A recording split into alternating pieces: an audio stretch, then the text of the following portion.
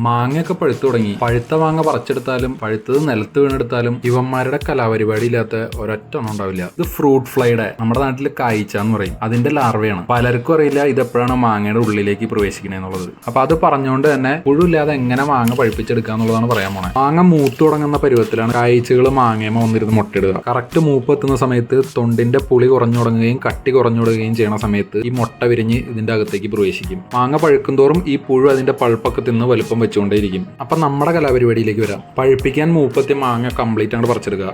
മാങ്ങ മുക്കിയെടുക്കാൻ പാകത്തിന് വെള്ളം അടുപ്പത്തേക്ക് വെക്കുക. വേണമെന്നുണ്ടെങ്കിൽ കുറച്ച് ഉപ്പിടാം. വെള്ളം തിളച്ചു തുടങ്ങുന്ന പരുവത്തിൽ മാങ്ങ എടുത്തിട്ട് ഒരു 20 സെക്കൻഡ് വെള്ളത്തിലിട്ട് മുക്കിയെടുക്കുക. മാങ്ങയ്ക്ക് പൊള്ളലേൽക്കാൻ പാകത്തിന് ചൂട് കൂടാതെയും ഒരുപാട് സമയം വെള്ളത്തിലിടാതെയും വേണം എടുക്കാനായിട്ട്. ഒരു കെമിക്കൽ യൂസ് ചെയ്യാണ്ട് കായ്ച്ചയുടെ ലാർവകളെ കൊന്നൊടുക്കാനുള്ള ഒരു ഈസി മെത്തേഡാണിത്.